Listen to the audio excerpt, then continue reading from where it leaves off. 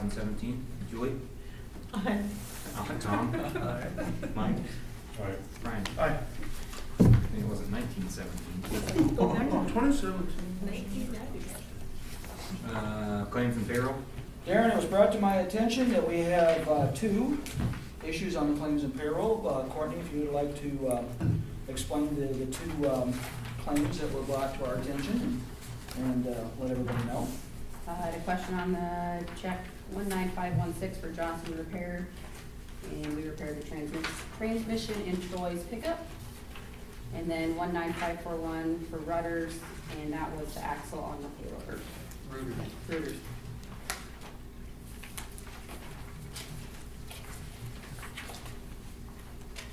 It wouldn't have been a warranty thing, would it? No, Didn't fall? Probably a month out, I suppose. pretty close. It had 65,000 miles on it. So we had it. Does that satisfy yours too, Mike, on the claim? Were you okay with it? Yep. Okay. Make a motion to approve the claims and payroll. Second. I have a motion and a second to approve claims and payroll. Julie? Aye. Tom? Aye. Mike? Aye. Brian? Aye. Matter report? I'm sorry, I handed out the minutes, I lost track of time, I guess, and didn't get them out, so I just handed them out tonight. A very short meeting, though. We did go ahead and have our Christmas employee party 2 Mondays ago. A good turnout there. I did hear today from the FEMA grant, we were not accepted. She suggested to go with the USDA Community Program grant. Just talked to Susan a little bit on that.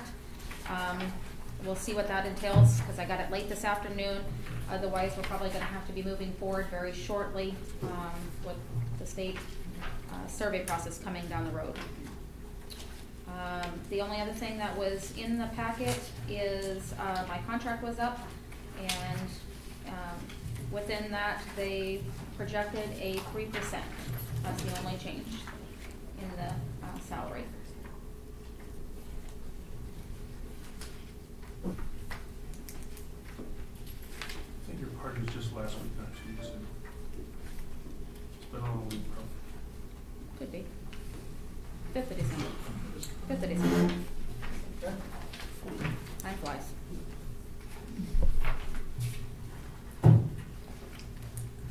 Make a motion to approve Julian's contract as proposed by the Manor Board.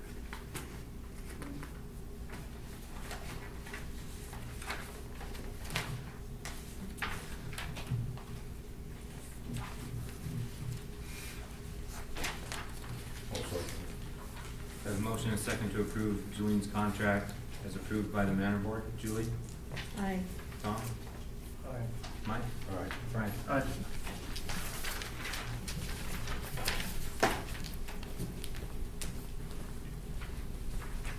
You saying that right? Do you have number 5, or do you want to wait? Looks like I signed. That's what we talked about on the phone the other day. Okay, That's probably a reason for that. okay. Doing another one down there. I think I made it today. Roll call. Thank you. I feel that we're only.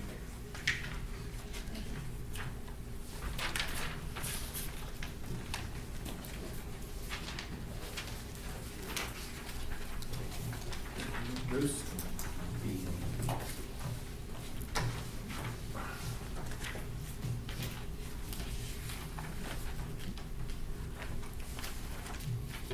Have you given it any more thought about putting that in the paper, stuff like that? I have to ask you last night. I'm gonna see what he does tomorrow. The message was left, so I'm gonna see what he gets run. Okay. I provided an example of the things. I'm gonna guess like last year, the patrol cars behind schedule, but it wasn't supposed to be here last week. They still haven't got a estimated date. Oh, I heard last week, so. Yeah, no, he hasn't let me know anything yet.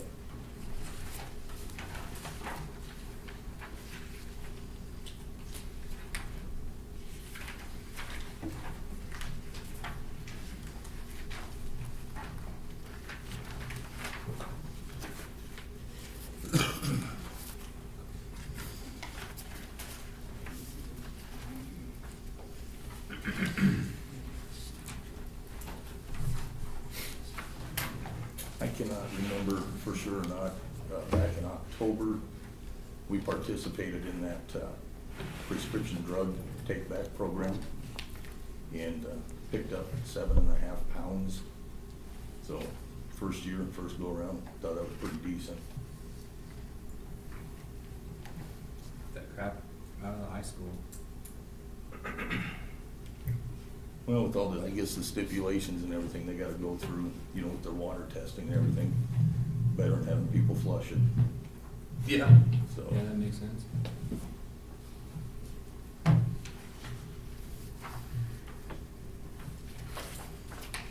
On the parking tickets, Bruce, they get an actual ticket, is that just a city fine, or how's that? Yeah, just city fine, yep. They come in and stay in there. Yeah. Frugal had a pretty good turnout on it.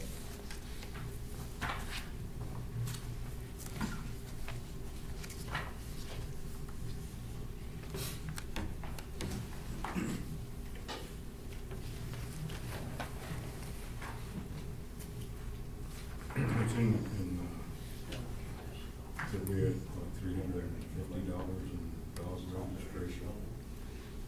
Be picking up a little.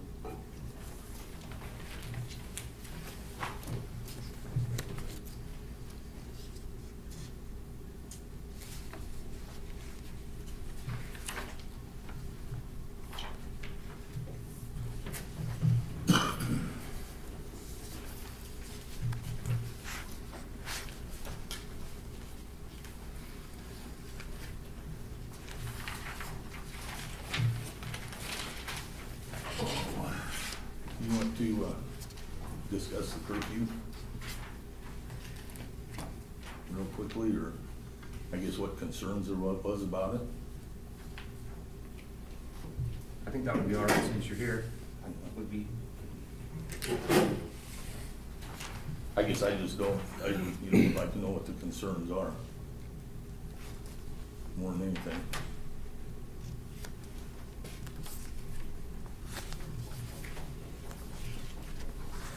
I think they talked I about don't changing. think, yeah, I don't think there was any concerns. I think there's just logic that it should be changed to meet criteria, and I think Bruce has got it written out. I don't think there were really any concerns. Didn't we have one of the officers here Yeah, saying Tyler there was were here. too many kids out running around at night? That Yep. was the concern.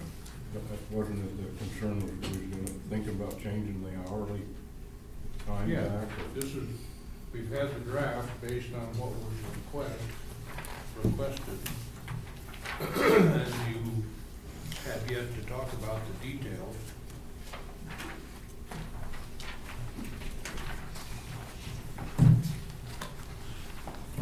He was suggesting, and it was discussed, to shorten it up a little bit from what it was.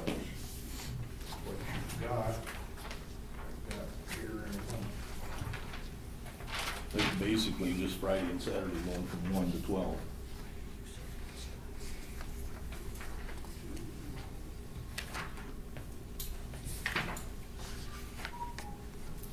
What you have now is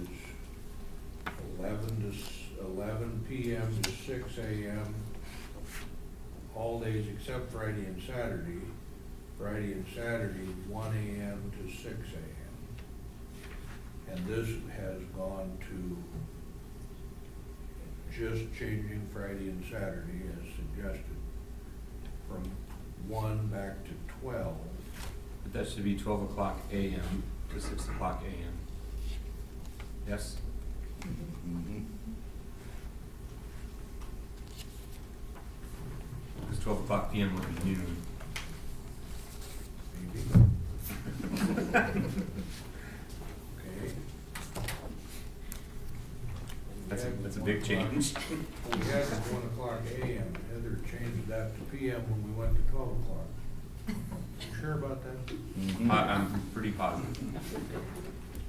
Like 99.7. Or just put 12 midnight. There you go, I like that. 12 midnight, that works. That's an easy reprint. If you wanna do that, you pass the ordinance. Wanna leave it alone? Is that okay with you two? midnight's a good time. Does that align with that POP then for the driver's license that you were talking about a couple months ago? Right, yep.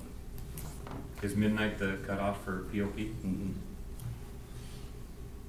I make a motion to approve ordinance number 941, changing the Friday and Saturday from 1 AM to 12 midnight. I'll second that. We have a motion and a second for approval of ordinance 941 with the change of Friday and Saturday from 1 o'clock AM to 12 o'clock midnight. Julie? Aye. Tom? Mike? Brian? Aye. I make a motion to waive second and third readings for ordinance number 941. Okay, I'll get a copy from. Can you, there, Okay, thank you you. said 1 o'clock AM to midnight. It was Yeah, 1 it AM, was, now it's midnight. the original ordinance Oh, stated that 1 one. o'clock Just AM, for we just Friday, changed it to sorry. midnight, Got it. to 12 o'clock midnight. We have a motion and a second to waive second and third readings on ordinance 941. Julie? Aye. Tom? Mike? Brian? Aye.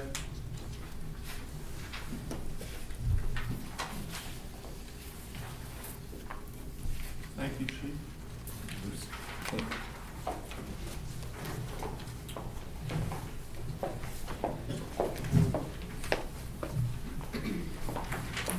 Susan, I would like you to read this entire thing to us. No.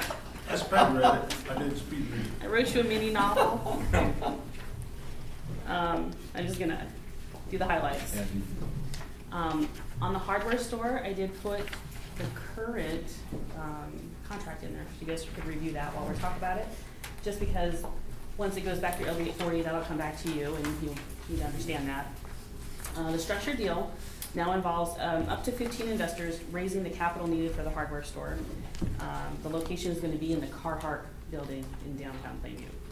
A copy of this business structure is here. We had kind of a loose LB 840 meeting last Thursday with Josh in advance of a meeting with potential investors. And the reason we kind of did it out of order is because the investors wanted to know what the committee was willing to contribute towards the project, but the committee wanted to know what the investors were gonna do. So we were kind of at a little bit of an impasse. So the committee loosely agreed to a figure of $30,000, but they didn't set forth, they didn't commit to that number as a final number, and they didn't set forth any terms just because we still had to go into an investors meeting and it was out of order. So I don't believe that it'll be any more than 30 is what the LB 840 will commit to. But once we get all of the investors signed up under this new structure for the business plan, we'll have another LB 840 meeting, hopefully in the next week, where they can kind of sit down and drop the terms, and then we'll have a special city council meeting to see if we can get that approved.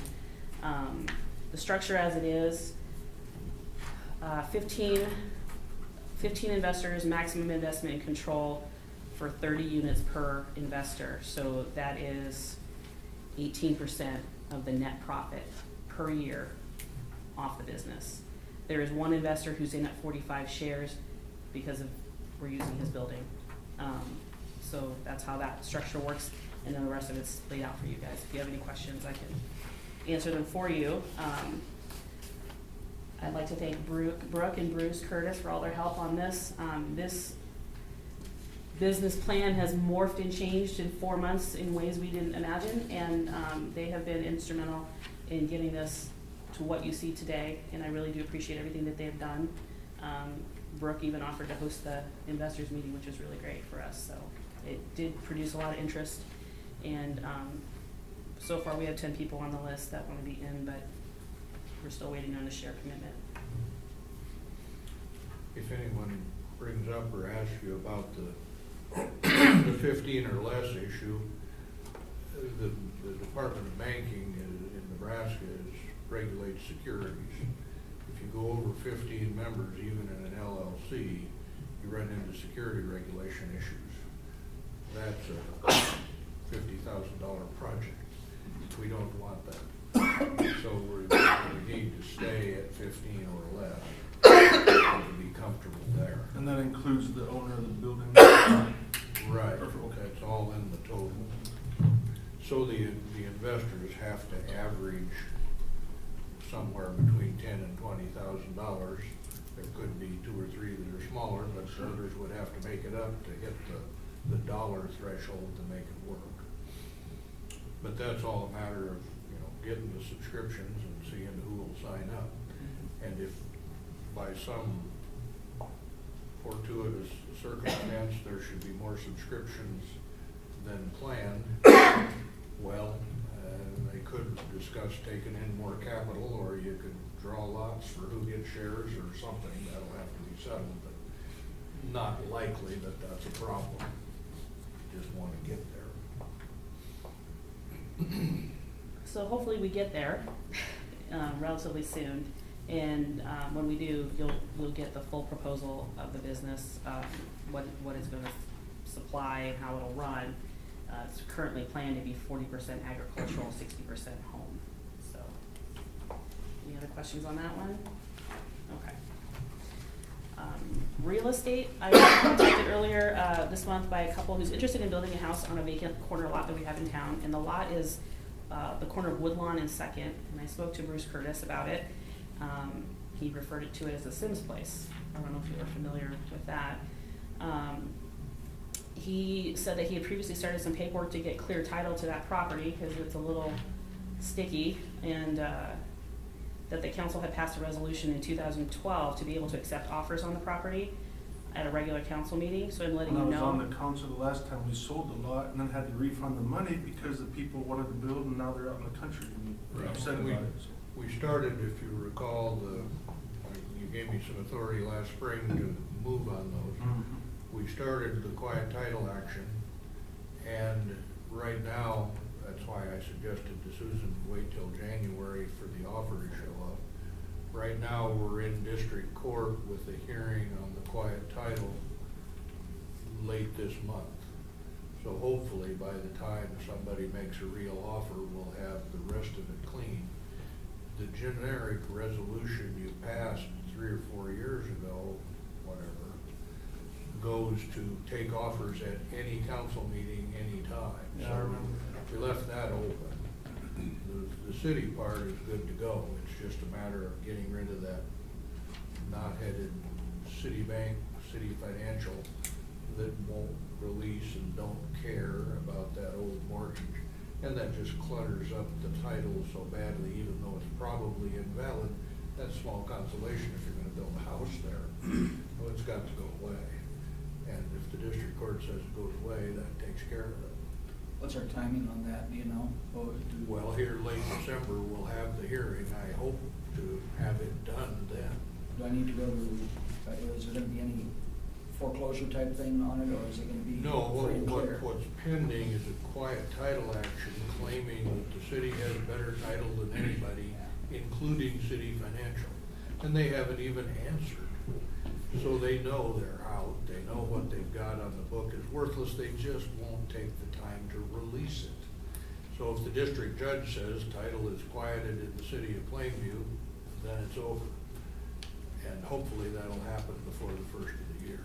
Based upon the resolution that's about 3 or 4 years old, and I remember 5 years when we did it with that direct purpose of allowing it to be open-ended. Do I Yeah. need to, because of governmental No, we restrictions? published the notice, we So did we're all the good. fussing back there. The sale plan is offers submitted at any regular council meeting may be accepted. So I don't really need to advertise. Nothing else.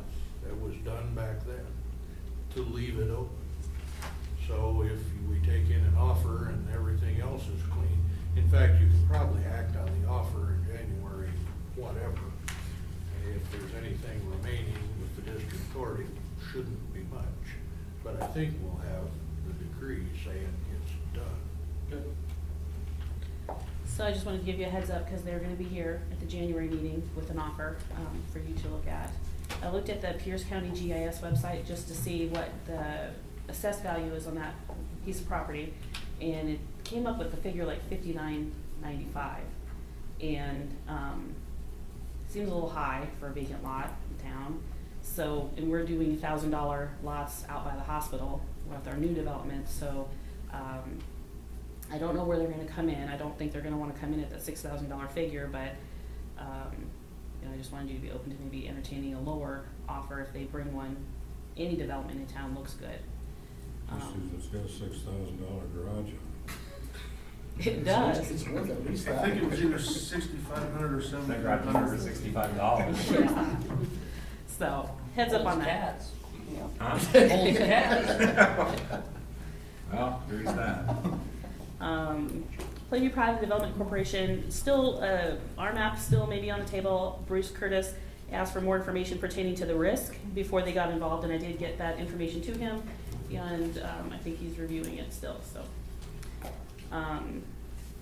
LB 840, I didn't get a chance to speak with LB 840 at the regular meeting just because we used that for ECAP, and then we had this really quick one with Josh on Thursday, so next time we formally meet, I'm gonna talk to them about the IRP program, which we talked a little bit about last month, so I won't go over that again. The ECAP meeting was held Monday, November 27th at the Plainview Library. The steering committee met with Marilyn and Charlotte from UNL and discussed what they thought was important to include in our community surveys, what their concerns were, and what direction they'd like to take in the ECAP process. And the notes I included on the back end of your packet, so you can read what the people present, thought about Plainview and where they'd like to go. Mike Naversack was there for the council, and Brian came a little bit later, so they got to participate in that process. They did get our survey questions back to us, and we are gonna meet again briefly to go over that, and then again with Charlotte and Maryland in January to finalize that survey, and you'll see that before it goes out in February.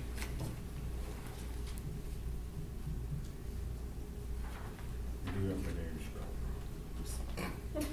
I had to do it really quick before I got here, and I was like, Naverstag, just the R-E? It's like it sounds. It's phonetically correct. Yeah. It is phonetic. No, the way it sounds, but that's not us. The Nebraska State Chamber, I attended their annual State Chamber Economic Development Summit in Omaha on November 27th. This was a one-day summit. There was a panel of experts that discussed rural economic success stories, workforce housing, some state and local business incentives. They encouraged us to come back to our communities and talk about some business incentives that we could do here. I listed the breakout sessions that we had in the afternoon, and left with the president of the council calling me every single day, 2 times a day, wanting us to be a member for $350. So. It's an interesting group. I was talking to Susan about it. They're, they're okay. They do a good job, but they tend to be Omaha, Lincoln focused, and that's okay, but their chamber directions are sometimes a little different than us, but they would certainly love to have our money. Yeah. Yeah. Yeah. What was nice about this conference is they actually really did focus on the rural, which from what I understand from the other attendees, that was a first, because again, it's mostly centered towards the bigger cities. The IEDC is the International Economic Development Council. They do free webinars a couple times a month, and so I took 2 more this month. Economic Development Credit Analysis and 5 data points to help you better tell your community story. I forgot to put the park board in here. I did write, you probably got this in the mail, your donation letter to help with the park. I don't know if you guys all got one or not. The reason that we're trying to raise $20,000 in the community is because I'm writing the Dotary grant and the Peter Kiewit grant. Those are nonprofit foundation, or those are foundation grants from companies. When you write a foundation grant, a lot of times they want to see that you have raised enough money in your community to match what you're asking for, because they want to see that the community has a buy-in. So we're asking for $30,000 from Kiewit, we're asking for $30,000 from the Dotary Foundation. We need to have $30,000 sitting off to the side to show them that we also raised the same amount of money that we're asking for. There's already 10 in the fund, which was there before, so we're currently trying to raise that 20. I did get the green light from Peter Kiewit today to go ahead and finish the application. We're running this capital campaign through February, which is the deadline to get the Kiewit grant in. So if you haven't gotten a letter, if you need a letter, know somebody who'd like to donate, we are collecting money for that. I didn't get his letter, I don't know if anything's. I didn't either. I don't think I did either. Okay. It was So all we'll talk to the business. park board. It was all It businesses. was mainly All businesses. businesses. And me, the person who's been writing all the grants and raising all their money. They sent me one. Would it hurt to send it out to the general public?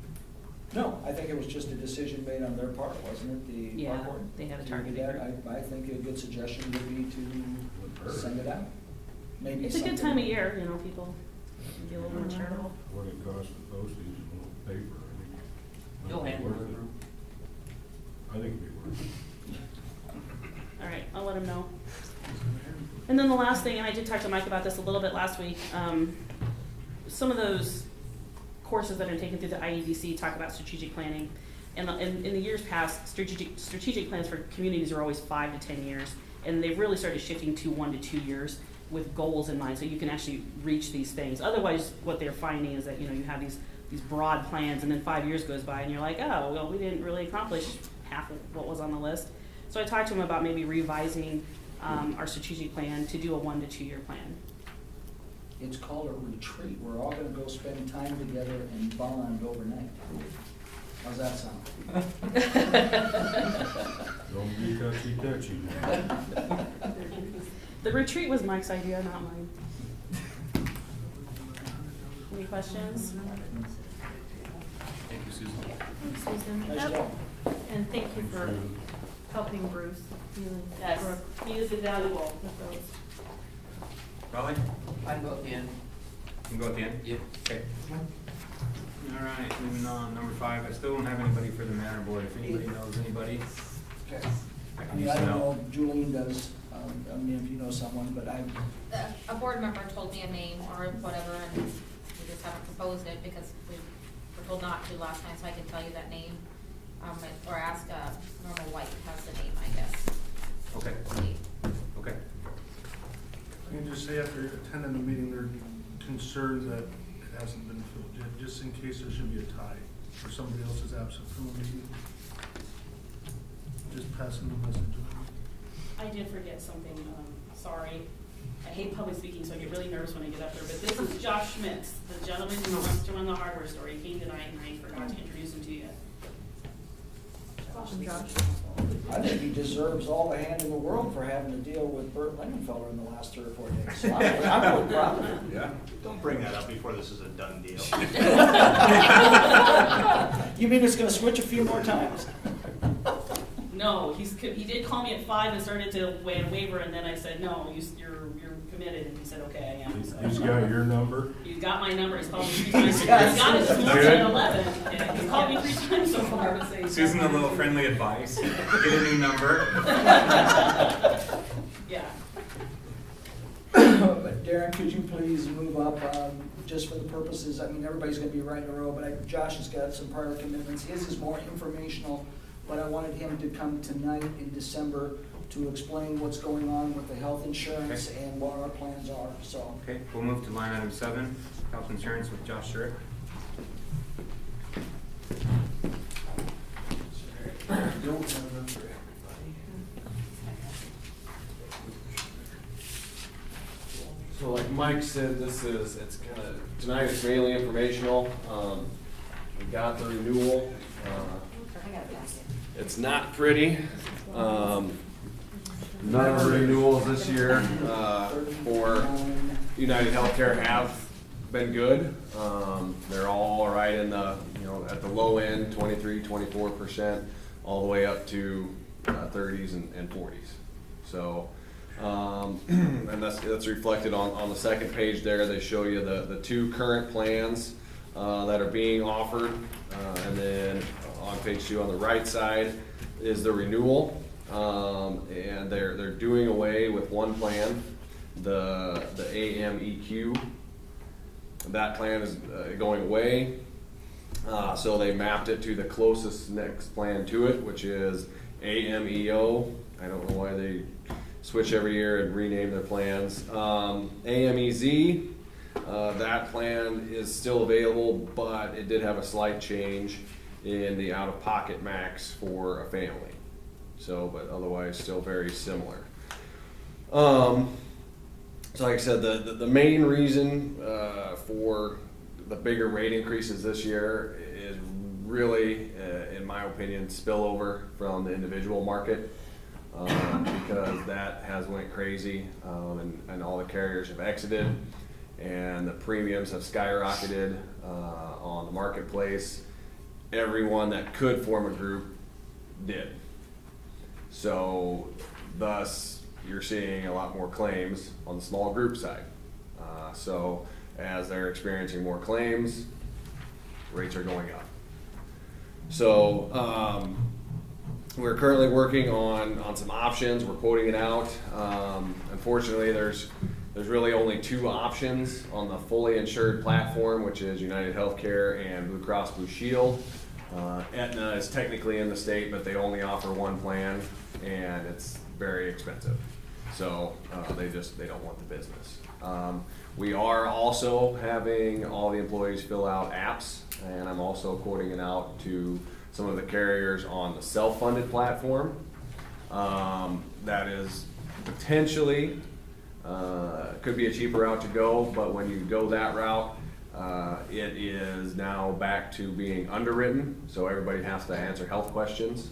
Whereas with the fully insured plans, like you have now, there's no pre-existing conditions, so there are no health questions. So, you know, depending on your group, if you're a very healthy group, that self-funded option could be a good route to go. But if you have any sort of claims with the group size that you have, the rates are just gonna skyrocket. So, that being said, like I said, we're exploring every option that we can, but unfortunately, there just aren't many options, other than going with higher deductibles, to try and lower the premiums. So the plan of action, just for the council to understand, Josh will come back. We have, a couple of years ago, ran into some changes in the way we did things, and we have a February renewal where most companies have January. So he's here in December to show you this. We're gonna be working on it for the next month between the employees, and we'll probably bring back, I would guess, 2 or 3 plans, options. We'll meet with the staff and bring it to the January meeting for you to look at and go through the next steps of, just to approve. Does the city pay 100% of the employee and the family, or how does that work? Or the No, premium? everybody pays it's a 90-10. I mean, we have a 10% copay that we pay into it. that Of the comes out our premium, check. the employees pay 10% of the premium? Okay. It used to be 3 years ago, we were at 100%, so, but that would change. The premiums are just getting out of hand, and I think that was when we decided to have an employee buy-in, you know, into that. It's still a good plan, although you can tell the one that they discontinued is obviously the one that we had, so. So if you look at the renewal there, where it shows enrolled employees, so the plan that really didn't change much only has one person on it, and the one that is going away had everyone else. So, you know, the good news, I guess, if you can find any, is on the plan that the majority of people are on, yes, it is a higher deductible, but it's 100% co-insurance instead of 80-20, like the current plan. So there's actually technically a lower out-of-pocket max. It's a little misleading. If you look at the out-of-pocket max, it shows $6,000 for an individual and $10,000 for family. It's a little bit misleading because the only thing that would contribute to that higher out-of-pocket max once somebody hit their deductible would be prescription copay. So Why do we have 2 different plans for 8 employees? Because just to offer more choice, try and keep premiums a little bit lower. It started out the deductibles and stuff and the premiums were a little bit farther apart, but as everything has gotten more expensive, the premiums have gotten closer together. So most of my groups, depending on their size, you know, if they're you know, over 5-6 people, we'll sometimes start offering 2. So a lot of my groups, once they get to the 8, 9, 10, will offer 2 plans.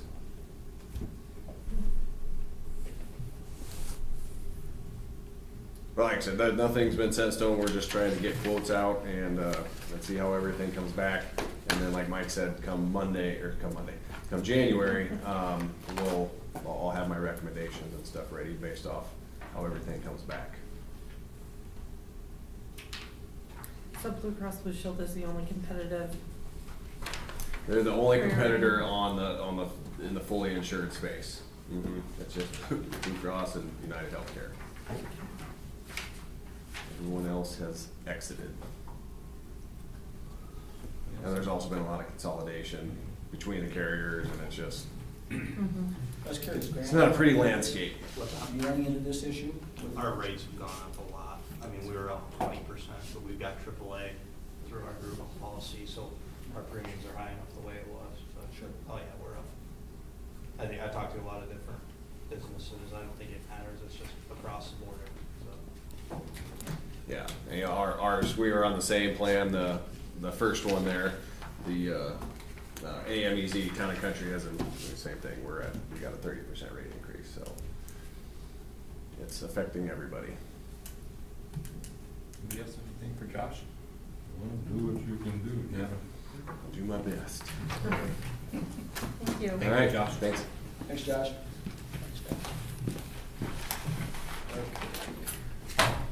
Which one do you wanna do? You can go in order right now. Okay. Number 6, discussion action, use of community building by RC&D. Yes, I see Dennis is here, he Yep. walked in, so, you know, and the last time was based on my report and talking about it as a discussion. This time we put it on the agenda to somewhat formally look at the possibility. It's your decision on the, what you wanna do, but obviously the appeal has come from the RC&D. You heard somewhat last month the situation that they're in, and they're looking, obviously the group as a quasi-federal agency, and they lost that status, I don't know, how many years ago, Dennis? 2011. 2011. It's catching, isn't it? In 2011, they lost that fully funded status, and they've been, and actually one of the fortunate RC&D to continue to do the work they've done, and they do a lot of good work with not only the environment, but conservation and community development, and we consider them one of ours, Plainview. So looking at the possibilities of how we could assist them in buildings, and they've looked at a lot of different things. This building was mentioned, and one of the reasons I'm pushing probably for more than any other reason is we don't utilize this building enough.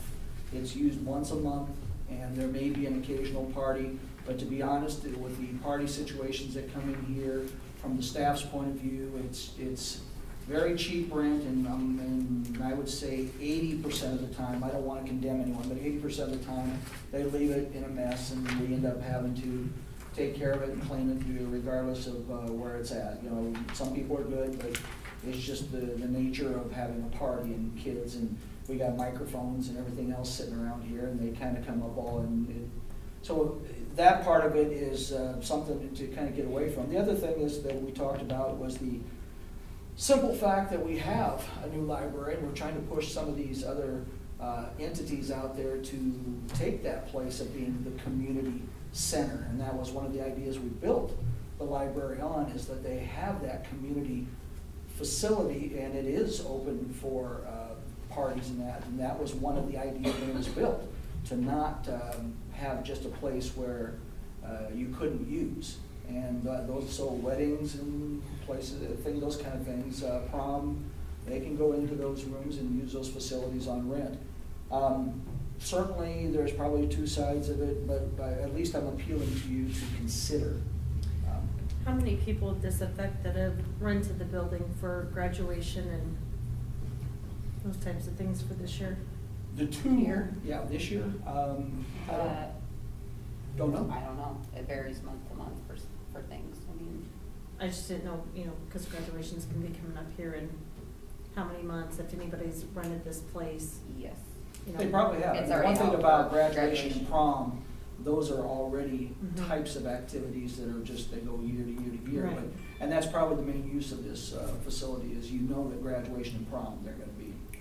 Denny, does your stuff allow for locking up file cabinets and desks, or how much stuff like that do you need?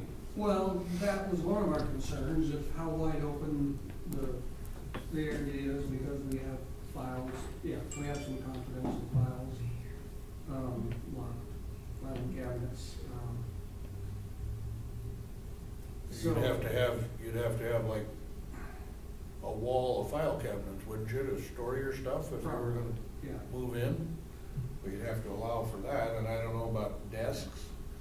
I mean, you wouldn't wanna use this for parties and stuff like that if they're, We taking were, this over. we were talking and considering, you know, the RC&D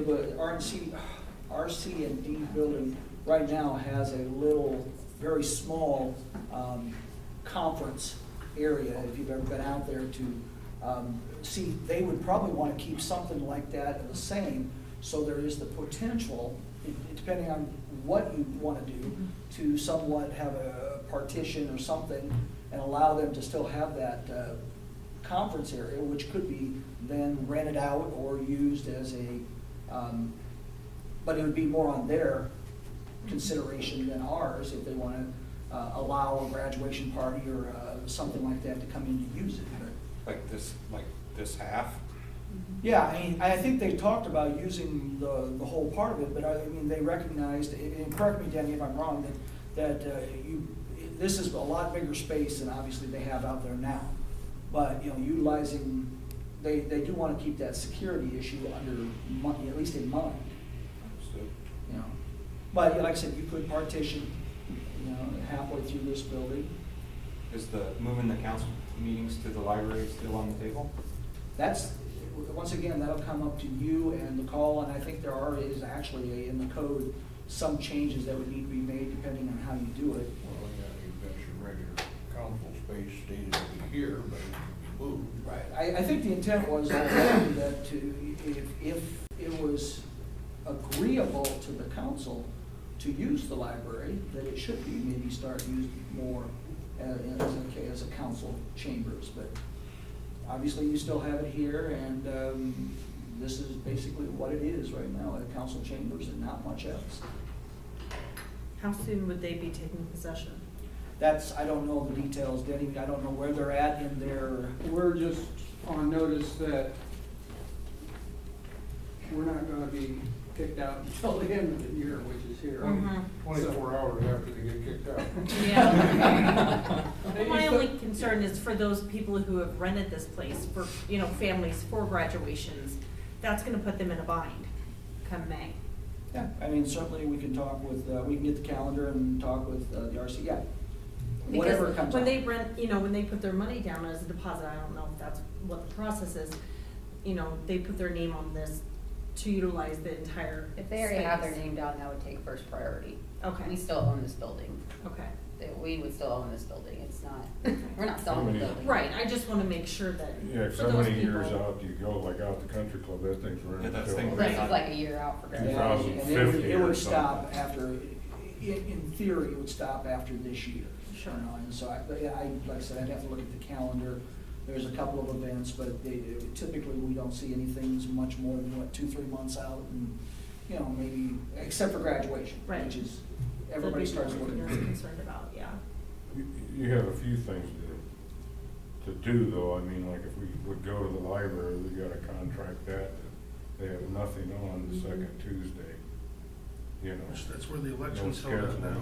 Of course, yeah, and I agree with you 100%, but of course, technically, you would be contracting with yourself, because the library is still yours. But I mean, so that date is always open. Yeah, you would just So make they it don't that fill way. it in. The second Tuesday in November is. Except for Tuesday the one election, time they yeah. have election, and Yeah. even then, honestly, Carol, or not Carol, but, no, that's just aged Shannon. myself, I'm so sorry, Carol. No, but Shannon, would be, have to look, and she's done it before in other places, I mean, she was gonna do it here. You know, she's done it at the Legion, I mean, when it was still the Legion, and The only other thing, and not that that's a big thing, is like they always have those bake sales and stuff down here. Where would they go with that kind of stuff then? hopefully they would start. Catholics got a nice building. up there. Denny, how many days of? I mean, they month come do you- here. Yeah. Do you staff the I don't RC&D? know How if many they're days are seeing there you people? if Right that- now, it's open 3 that days. let them have their- 3 days a week? Did you hear that? 3 days a week. It's See, the RC&D only uses the building they have 3 days a week. So if you had a partition to block off your file cabinets and stuff, or set your desks over here or something, if you could draw a partition, you could, the rest of Could it make it work, you. yeah, right, exactly. It wouldn't take too much to install a folding wall thing or something that could be closed when necessary, just to, file cabinets are lockable, actually probably desks are too, I mean, you just want people not messing with them. Put in a dividing wall thing that was movable, the day use business would probably work itself out. People could still use it 3 or 4 days a week. Well, like you said, the bake sales are mostly on the weekends anyway. Yeah. And you don't work in that building on the weekends, do you? You need, Not normally, no. But I think Once in a one while we have an concern- activity, a tour, I can't say we never do, but not normally. So that'd all be scheduling. Yeah, Right. but one of your concerns that, you know, once again, for security purposes, the use of, if you were able to, I mean, obviously, the use of the whole building, might be better in your eyes, or half, 3/4?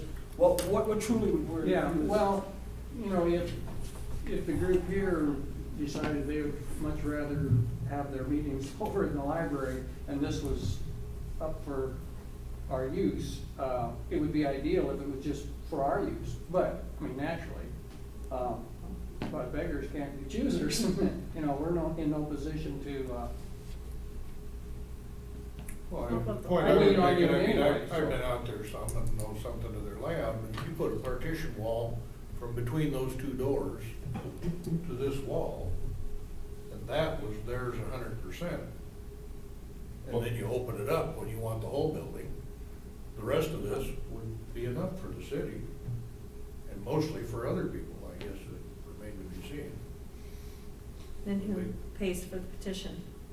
We do, right? We're making this up as we go. And I'm just saying. discussion, I mean, it's Mike certainly gonna be. Neverstack and a group of volunteers would build it. Okay. It wouldn't be okay. straight if I Wouldn't be square.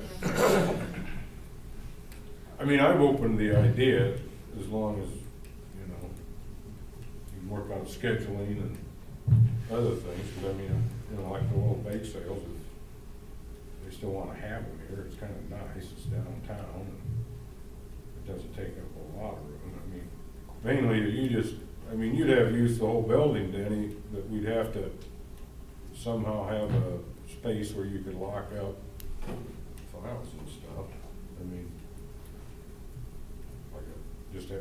why couldn't you just build You can build like, walls, you don't even have to have portable, you could probably just build some walls and do it. you know, why not just say go from this pillar to that, out into that pillar and just make a room there instead of going the whole way. That way you'd have your little area over there, and then you'd have, you know, like, you could have their offices or whatever, desks and. Bathrooms accessible, sure. Back room, If you put a permanent wall up, you'll have fire codes that you'll have to meet. The fire marshal probably. You'll have fire codes you have They're to gonna meet. tell you gotta have 2 doors. You gotta have a door. Doors. Another door, yeah. So there's that door. We have to have another door on this Yeah. You're side. gonna have another door on this side, But the you could- light needs to be, that exit light needs to be on, you're gonna have, probably have another You could box exit. it in such a way that that was a hall or something. You and might you have to could put get fire to it. sprinklers in. You might. I didn't say that, did One of the things, Mike, as you remember, and I don't wanna digress, but, you know, we changed and put the, basement of the St. Paul Catholic Church, and fire marshal was there, and this is 10 times better than that ever was, considering what they need for fire marshal. So it's doable, is what I'm saying. This is very doable. Have you considered the old library? Is that not? It's for sale. I know, I mean, would they? I mean, for the RC&D. Mm-hmm. Yeah, I mean, Purchase that? we, I think, considered just about every building around. Jan and I talked, Jan Jorgensen, and she contacted me when they found out about the RCD, Mhm. they're losing the building, and we had talked about the library. The only thing with that is not handicap accessible, and, you know, that's kind of an issue. Mhm. And, we talked about CHI has their medical offices over here. Right. And one office on the second or third floor, but it wasn't really enough space. We had, Denny Herbert looked at that, That would be. but I don't think he's really willing to get his stuff out. And, I don't think you guys ever got to a point of talking about money with him either, or rent or anything like Well, that. the other thing for the RC&D though is the ongoing expense of running the place. They don't really want to Right. have to maintain the Right. entire facility all on Yeah, their we'd rather not own them, you know, or share or have a something high that's investment in available it. is the issue. Why don't we do this, Mike? We need a committee. Maybe get somebody in here and see what it would cost to wall it Mhm. from here, you know, square it up to that post or whatever, and see what we gotta do according to fire, see what it's gonna cost. And maybe, you know, maybe you guys would be willing to throw a little into the cost of the Yeah. wall or something. Yeah, you know, I mean, we have money.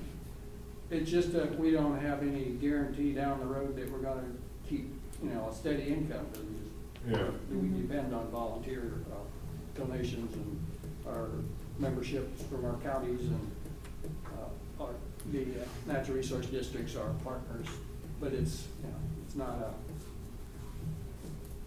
big deal. I think that sounds, I mean, we can't do anything until, obviously, we talk to you, and you know, this is our first step. What do you think? I would get a cost figure on what it would cost just Put to a square, little square back here. back to that, just square it off so they could lock up whatever they got or put an office in there. See what that's gonna cost and see, you know, Well, that and if also electrical or the, fire you know, code. And- not permanent walls either. Yeah, but, Get some options. yeah, well, even, I mean, I would have figured permanent or, you know, Right. something that's nobody can climb over or Yeah. knock down. You know, that you'd And almost then have. if you make it that square, you're gonna have to saw the end off this table. We're gonna give this table to Curtis. We're just Well, gonna, This is just nothing. Still debatable, we might go to the library, I mean, unless we turn this to the corner. Mhm. But that way we got some idea what it would cost if we're gonna RC and D utilize the building. Yeah, Raleigh said he'd have no problem hauling this out individually. So should we, That's all For- we, there's really no for action. now, is Skid loader, we're just everybody coming kind of in. considering that we would let them move in here? Julie? I think it's all right. I would, depending on what it's gonna cost for, you know, put walls in and stuff, otherwise, yeah. Okay, well, maybe you and Denny can get together or something, come up with some kind of plan or. There's no strong objection, absolutely not, anyway. No. No. No. I just would like to know the, you know, what the layout's gonna be, what the cost is gonna be. Okay, you satisfied, Denny? Yeah, sure. Okay, thank you. Thanks, Denny. Thank you. All right, moving on. Number 8, discussion and action, installation of security cameras in city office buildings and library.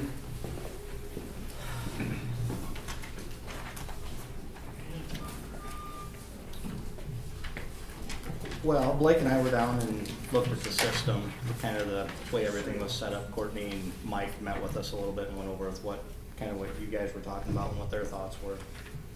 I handed out kind of a quote that kind of covers what we're looking at. I would, a few things to note is it would actually include a camera in the front little approach area for the police department. It would also have one, basically it would be on the east wall of the break room and the plant side, looking across for anybody coming and going out of that west door. One of the things we brought up when we got to just discussing with Mike was a lot of times if there's a police officer in that building, if somebody from out of town or not familiar with how everything works, walks in that door where it says police, there's nobody there, especially in case of emergency. This system, basically what'll happen is Mike will have a 32-inch monitor mounted on his wall, and he'd be able to see if anybody comes and goes in and out of those doors, especially if there aren't the police there. That's the biggie. And especially, you know, if anybody, there's some security issues with maybe that door going into the plant area, if the guys are out of there, that would oversee it. So, but that includes that. It also includes a link to put 2 cameras in the street department area here, one overlooking the electrical and one overlooking the maintenance side. And then with that, it also allows network connectivity over here for the internal network. Right now, if the guys want to do any kind of work orders or anything like that, I don't know how your system's set up now. Come over here and turn the lights on. Yeah, I know you we have to. turn a light on. Well, but you can't get into your internal network. No. That's, free internet from us is what this is. But this would actually allow you to have a computer sitting over here that is able to talk back and forth to whatever software you're using. That's just a small note, but, That would be good. you know. Obvious ones are the drop box out front. We would actually have 2 of them in the front area. We'd have one overlooking the front counter looking south, and then there'd be one on the east wall overlooking the cash register and front counter. And then we'd have one in the bay, the old fire hall area, looking toward the west, catching that walk-through door. So, some other things to talk about, I guess, it'll archive for 30 days. And basically what that is, it's first in, first out. What that means is you'll always have 30 days information on this thing, but come day 31, 31 starts to write, day 1 is deleted. So you can always go back 30 days and pull files. We looked at pricing and such, and well, we started off as, it was probably gonna be a 4-camera system, now we're looking at 8. The system's actually able to move up to 16. Thought with that is there's a few spots that they wanna maybe add a boardroom and some files in the back side of the old fire hall. That allows for that, but after on the numbers, I think the lease is probably the way to go, and in that case, we maintain ownership, any of the equipment, hardware, anything failure, it's ours. Anytime if there's any kind of files that need to be pulled, we come down, we do it for free, it's all included. As opposed to if you buy a system, you're being billed to work on it, so. And you know, I mean, I'm just saying from my side as a recommendation, and no objections from me, taking something of this magnitude, going to a lease, you know, something this expensive, you know, leasing is our best option. The way to go. Is there another quote for the library, is that future? Well, that's a whole other deal. Okay. And we're running into a kind of a communications issue with that. We've actually gone up there, from talking with Mike and Courtney, it was maybe 4 cameras over, monitor some of the exits and entrances and stuff. When we talked to Donna, it turns into, she wants only 1 camera, and that's to monitor the corner where the kids sit. If that's really what. Then there's a different solution for that. Yeah, We're we're not it's not looking at this. I asked her about security there. She had no concerns about that. Maybe you guys do. She's more concerned about the. She's more concerned about a The blind baby. spot Mhm. from her office that she can't see. Sure. So that was, If it's a blind spot in the corner, I don't think I really wanna sell you a system for that, No. so. But, and that's your guys' call, maybe it isn't secure, I don't know where that conversation came from with the library, if it is a She secure. She actually one came day. in and wanted. Yeah, she saw this on the agenda. I mean, there's solutions for that. But Yeah. they're in the hundreds of dollars rather than the thousands of dollars. So, Yeah. I mean, that'd be something she could watch from her computer. It'd be a single camera. It'd be no recording. You know, if that's not needed, so. Any questions on it? If we approve it tonight, how soon can it get started? We have a lot of the equipment at our office now. We maintain, that's one thing. We keep spares. We've got enough of these systems out there. We've got spares and everything in-house. Figure Blake would be drilling holes 2 weeks. tomorrow. Probably I'd say 2 2 weeks. weeks. Is the 60-month term standard normally Yeah. with these? Okay. Yeah. Does that, does all the wire have to go back to like a mainframe? Yeah. What'll happen Over is. here will be a repeater or something. Yeah, what we'll have is actually a wireless link, ubiquitous wireless link that'll run from here over to that office. And then just in here, you have what's called a PoE, or power over Ethernet switch. And then that would power the cameras inside. But everything over there is home run Cat5. And everything would be basically mounted on what is the bathroom Network wall. closet in the bathroom. The network closet. It would be mounted in there, and then everything would be home run back to there. All the Cat5. About the same size, I mean, for what we got for the network back there, would it be about the same size? No, you're Probably a looking, little bigger. you're looking bigger. We'll probably mount it straight to the block wall. We'll go on that south block wall, Okay. is where it would actually go. Did we That's where I was decide, going. Yeah. South block wall would be good. like, just you and Darren over, be the only one to have the passwords, or did we figure out if we would be able to go back into? You could monitor it. Well, I mean, besides the phone, I mean. That's a touchy subject. I mean, when you're talking about security and stuff like that, I'm gonna want a motion on exactly who is and who isn't Right. approved and. And that can be put on iPads, iPhones. I mean, you can watch that from wherever you wanna be, so. Yeah. But that's as easy, anybody with. I don't know. Yeah. What do you wanna know what I'm doing for? You're not gonna find me. That'd be a security issue right there, wouldn't it? That's it.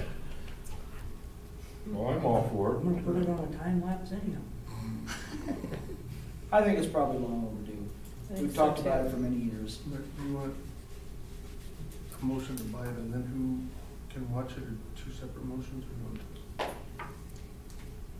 You don't have to settle the access to security until you got it. Yeah, we can have it in, and, I mean, Up and running. the obvious one's gonna be Mike. I think a motion tonight to let them get started, and then we'll worry about the logistics later. Yeah, I'm fine with that.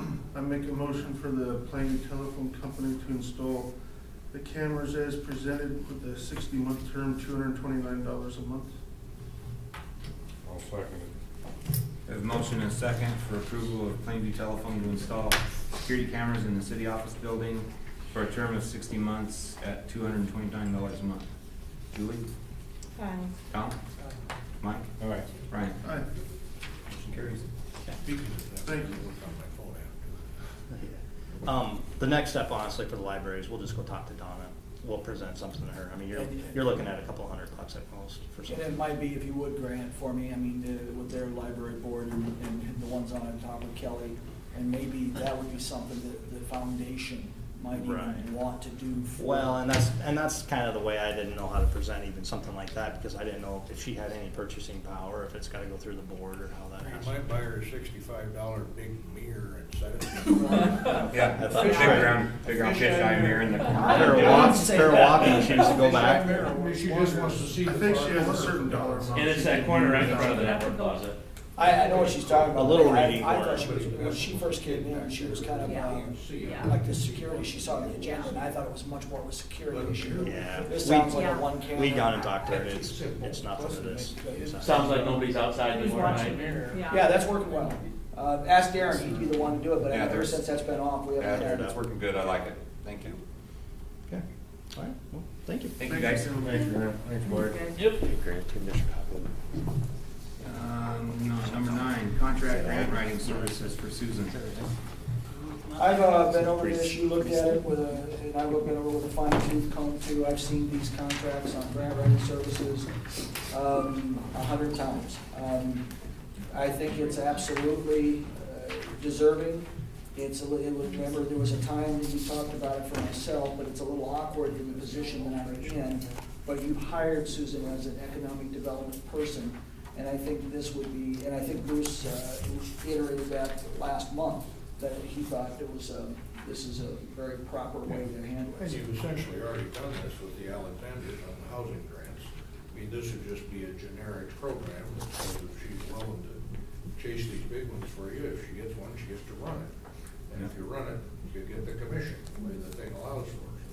Which might be some of the conversations that we want to have down the road, and Susan knows this too, so I mean, I've been there, like the IRP, that would be something we talk about. I don't wanna run it.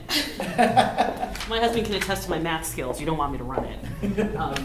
Susan, would you explain a little bit? I think Julie has some questions. So if you're commission-based off of this, then you would not be the hourly rate that we're paying you currently, No, we or would it'd be still- both? No, this is above and beyond. Because a grant can take anywhere from 80 to 100 hours to write. And I'll just give you the most recent ones that I've done, the example would be the park. So we had the LWCF grant, that's through the state of Nebraska. So we wrote that for $165,000, but we only get half, so you get $82,800 some dollars. That one probably took almost 100 hours, because it required, Michael saw that, he reviewed it with me, it required a lot of information. But on top of that, because the city doesn't want to have to kick in that other 82,000, I have to go and write 3 more grants. So I wrote, the Dotary, the Kiewit, and then the Cooper Foundation one. Then those foundation grants, you can't get a commission off of those, where you talk about an administrative fee. They don't exist on foundation grants. So basically, those grants that I'm writing, those 3, that's volunteer time on my part. And you're looking at well over 100 hours. So all you can hope to capture then is the commission off the $82,000 one that you wrote, from the state of Nebraska, because a lot of the state grants, the federal grants, can sometimes have those administrator's fees.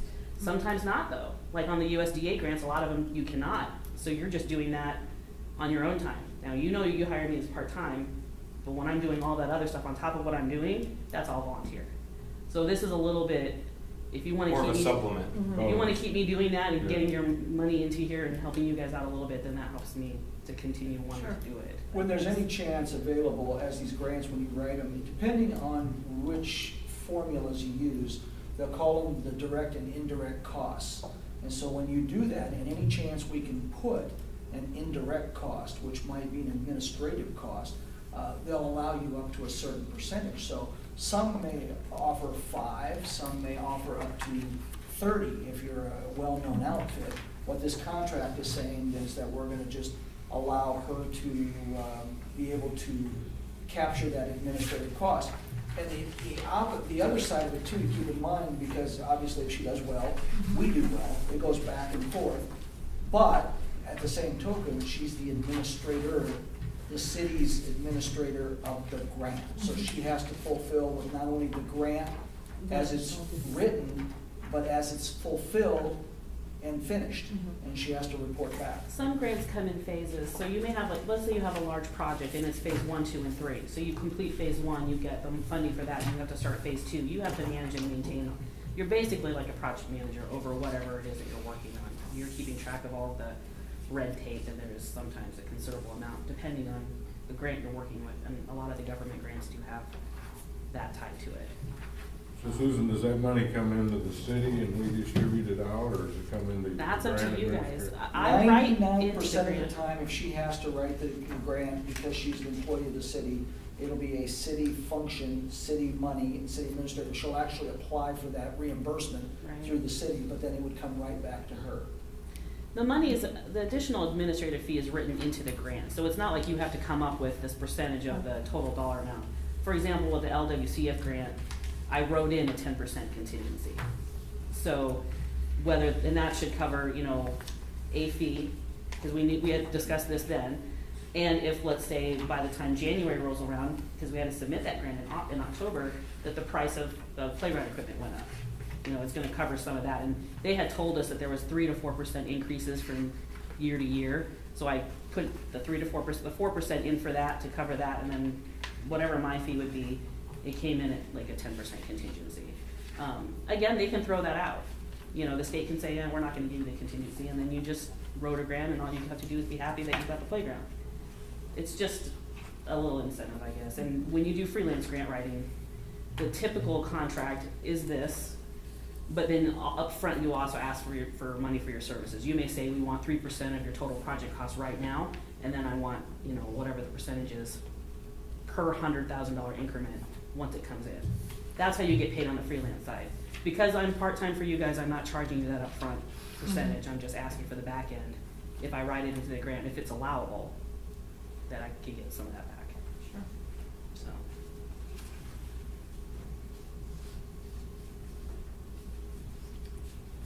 Do we need to make a motion on the contract?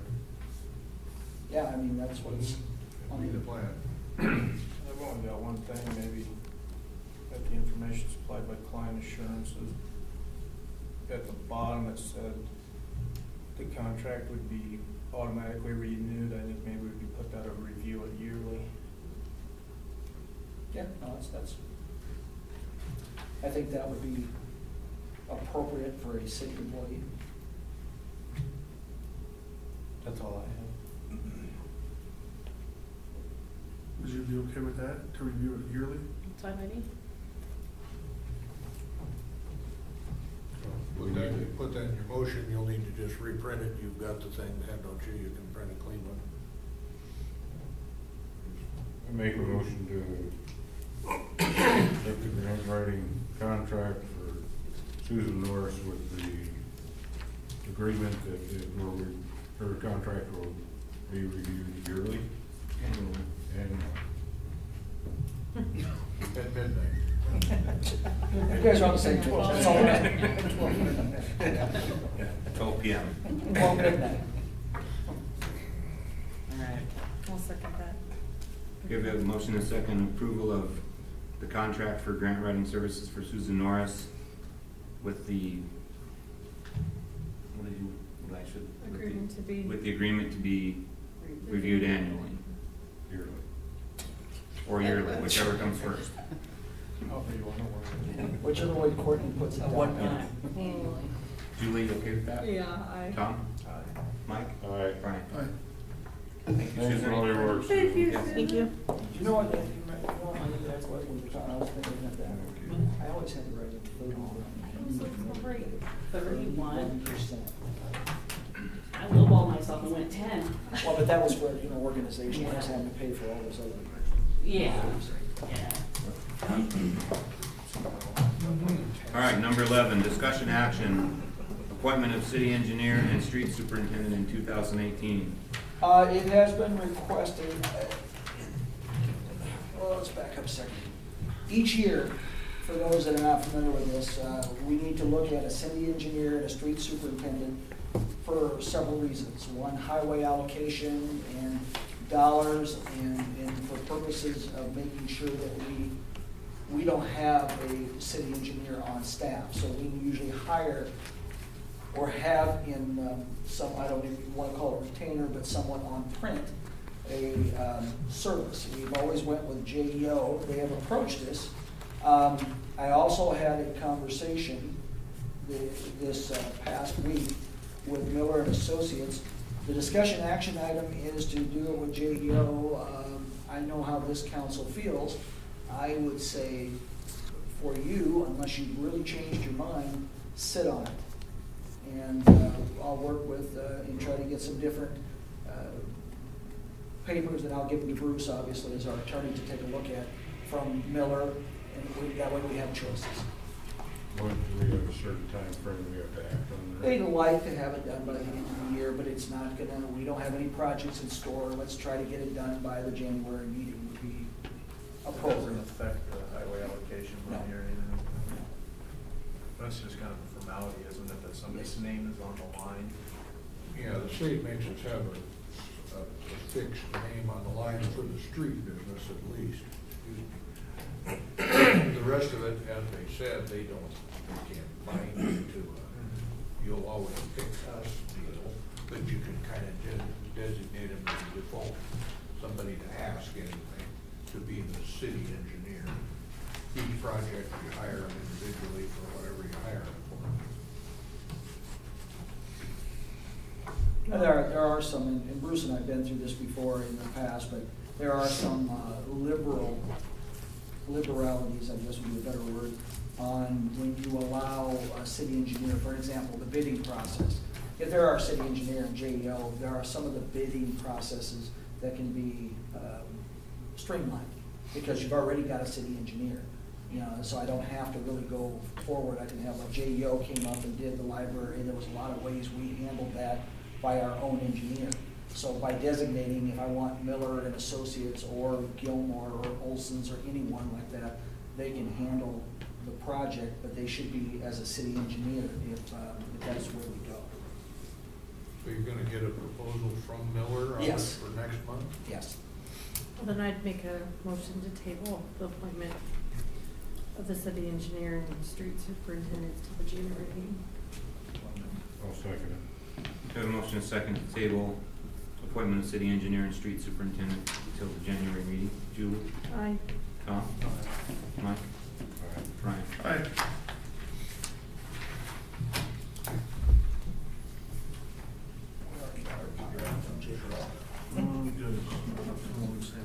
Okay. Resolution number 562, purchase of semi for transfer station.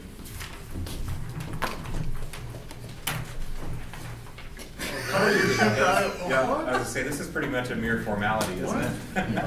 Just sign on the dotted line. Yeah. Sign it. I was gonna say, how did your trip to Iowa go? Yeah. Didn't go too far. Remember, you passed a motion last month to authorize Raleigh to go over there and. Purchase a semi. You just didn't have a formal resolution. Right. Didn't know exactly which one you were gonna end up with. So you never made it to Iowa? It's too far. They made it as far as I went to Lions. Lions and turned around and came home. Yep. Yeah, I'm just asking.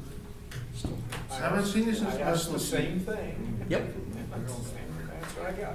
Well, that's, Couldn't get to Iowa without going to we've Lions. already approved claims, so you missed your chance. Yeah, thanks, Nat.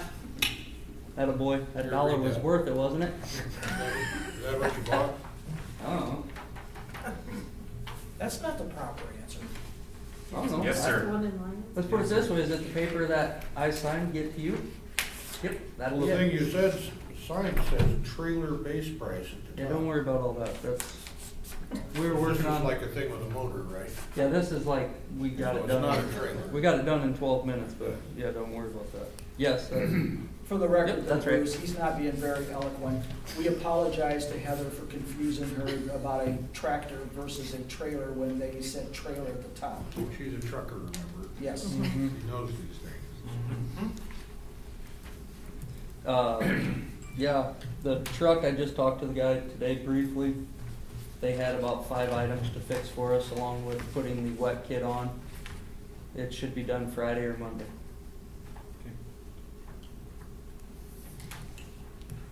We're resolution's just a one-time deal. If you take a motion to pass it, you're done. Because we approved last month, just if we Basically, had a certain yeah. amount to go look to. For all practical purposes, yeah, you've already approved. And if you noticed, I jewed him down. I see. Make a motion to There was some approve. negotiations. Yeah, we didn't say that. Yeah. You can say whatever, I know what I did. Make a motion to approve resolution number 562, in the amount of $32,300.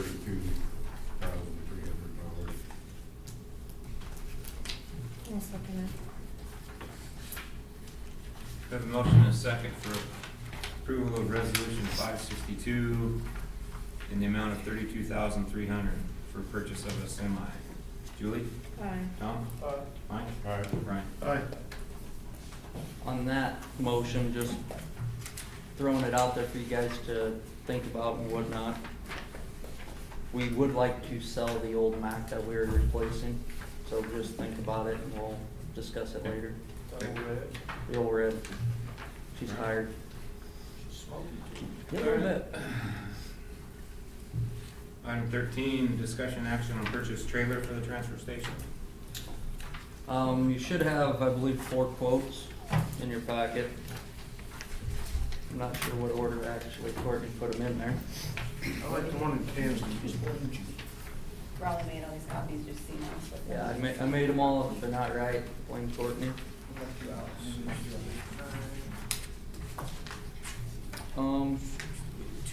The prices are all within hundreds of dollars, except for all state trailers who I think you can throw out, because their bid was, almost 74,000. All-state trailer is the one to throw out? Yep, because they are 73,740. That's out of my budget. I think you only have 2 you can pick from as far as I can see. No, you got 3. You got 2 Wilkins and then you got a Sulin. Yep. Your standards. By my standard, yeah. Okay, what's your, The Wilkins one? No, I prefer the Siouxland trailer with the fact it's $210 more than your cheapest bid, but you're a hell of a lot closer to Sioux City than you are Kansas. it's also 2,000 pounds heavier. I know, but it seems like we only get these fixed pretty regular. on a Do regular what? basis. Don't we get these, I mean, it'd be easier if we had something go wrong with it, to take it We to don't Sioux fix City. them, we don't fix them there anymore. We take them to GI, For unless it's under a warranty issue.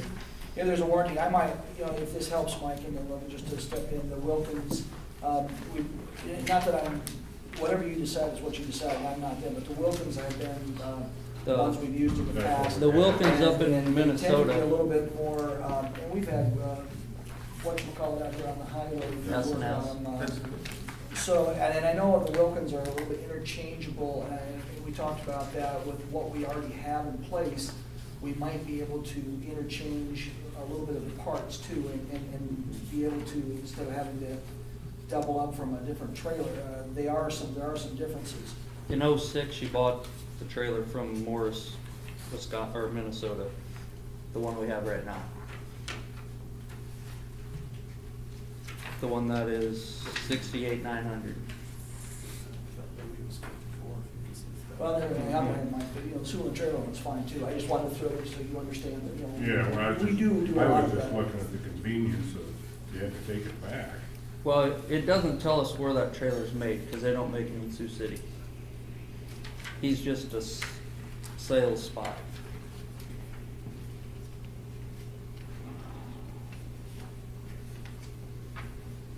I guess Raleigh, what's your recommendation? What do you and Russ think? We like the one up in Minnesota just because it's 15,850 pounds. It's a mirror image of the same trailer you bought And that is 11 years ago. That's one of the Wilkins ones? Yep, it's the 68,900. Okay. The one in Sioux City from that dealer, it is a heavier trailer, it is heavier built, but as far as looking at the trailer we have that's built the way it is, same specs and everything, just a few things changed if you read all the way through what he kind of wrote on his cover letter. I don't see getting the extra weight in a trailer, because we can put extra weight in garbage on a lighter trailer. Because we're with the truck. How does fuel mileage, is fuel mileage an issue with the heavy? Russ did a test last week, he ran one truck, 5 days. We put 170 gallons of fuel in, which comes out to 4 miles a gallon for fuel mileage. So you add another 2,000 pounds of That's gonna decrease. trailer, you're gonna go less, but when we're hauling more garbage, we're technically making money instead of just hauling our trailer around. Okay. But it is your guys' decision. We're not gonna turn down a trailer because we need it. How soon do we need it? I mean, you talking Yesterday. Summer or? It's 150 days out, doesn't matter which one you say. They gotta build them? Yep, they gotta build them, they don't just have them sitting on the shelf, unfortunately, I wish they did. And like I said, they're all, the Siouxland one, like I said, is $17,835. The one in Kansas is $17,412, and the one in Minnesota is $15,840.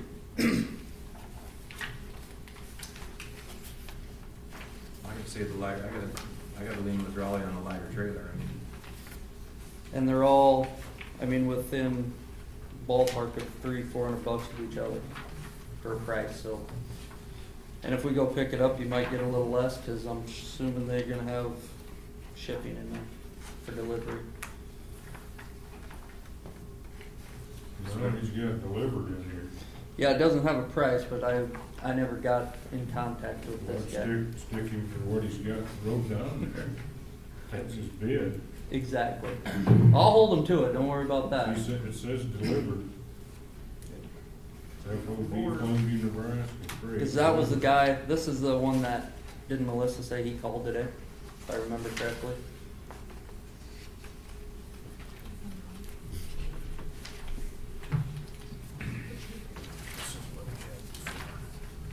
I guess Tom, you was guys- you on, whatever we you guys- bought the last one? I was. I can remember the price almost to the dollar. 54. It was either 54 or 56. It was, You uh, just It ain't figured, that much in you just figured it hasn't gone up that much and. Not like ambulances and fire trucks. No. like everything Well, else. $1,000 a year. I'll make a motion to approve the trailer for the transfer station from Wilkins in Morris, Minnesota for $68,900. So second. We have a motion and a second for approval of the trailer for the transfer station from Wilkins Industries in Morris, Minnesota, in the amount of $68,900. Julie? Aye. Tom? Mike? All right, Brian? Aye. make sure it's delivered. Yeah, make sure it's Make sure it's delivered. Make Matt happy, and I agree with you. Thank you, Raleigh. Always running up there on. Thank Tell you. Russ thank you too for Yep. all the legwork. He manhandled that one all by himself. Just so you know, we will be keeping that old trailer of ours as a backup. So we will have 3 trailers when this one comes in for whatever emergency we would need at that time. Geez, maybe we didn't need it Oh, so- I Thank you, Raleigh. got one in the shop right now, pal. You're gonna probably, I'll put $2 in next month so you can call me. Did you wanna go over your report since you're up there? I can if you'd like to. We can do that. Did they, what was the outage thing last Monday when we had that emergency call? Cut out. I'm not gonna say that a councilwoman had a tree branch in the power line, but it's real close. I would just like to point out, I pointed that problem out numerous times about getting that tree trimmed. No, alls it But was thank you for- was a cutout. It was not the power outage was not a big deal. The other part was. I do wanna give recognition to, Raleigh and also to Troy for being there and helping with the additional duties, that occurred. It was good. I concur with you. I told them that it wasn't necessary because NCPPD, but they said, we want it done, we wanna be able to show, we wanna be able to see where it's at, so, yes, Well, that and also helping with the other thing that happened Yes. that night. yes. They didn't need to, but they did, so thank you guys. Welcome. We just hope somebody would do that for us, but, you know. Tom, as you can see, took the green fence down per your recommendation. I didn't do it, but I heard that I the didn't section either. that was blowing in the wind is probably not gonna get put up next year. Just relaying what I was told by the guys that took Really it down. wasn't expecting the city employees to take care of it. It's one of those things I just figured if we didn't, it was like throwing money in the wind. You did it the next day too, because you said, Yep. you know, we're not gonna have Tom, because, you know, Yep. by God, we're gonna get it underneath there and take care of it. Kinda wanted a trailer, so I was keeping Tom happy. Nothing to do with the city. I know. There's sometimes you just go ahead and take care of stuff. I don't have any idea. Fence? Yeah, where was that green? It's on the outfield fence on the Legion field. Legion? Yep, Yeah. was. I haven't noticed, Raleigh, the light that's in front of the old library, is that fixed? Yes. Okay, and then the one I down? counted, you go ahead. And then the one down the street way south? To be not the one in front of D&K, but the one in front of like True Value? Fixed. Thank you. We have, I So went Dave around. Court can get off mine. Yeah, it was fixed not very long after you told me about it, like Okay. 2 days, Thank you. if max. Do we take care of the ones out on 1420? No. 1420. 1320. Holy. They're enough to take care of now. We don't need to Are we at We take 1911, our stuff in Animal County, 1420? for God's sake. We go all the way to Orchard. Who does those? Cause I think there's one out on the north side. Well, That's a state. That's a state. It goes on and Sometimes off. we have an agreement to cooperate, but it's the states. Sad part was, Mike, I actually knew exactly where you were talking about. I did too, that's why I said no. No, Get there.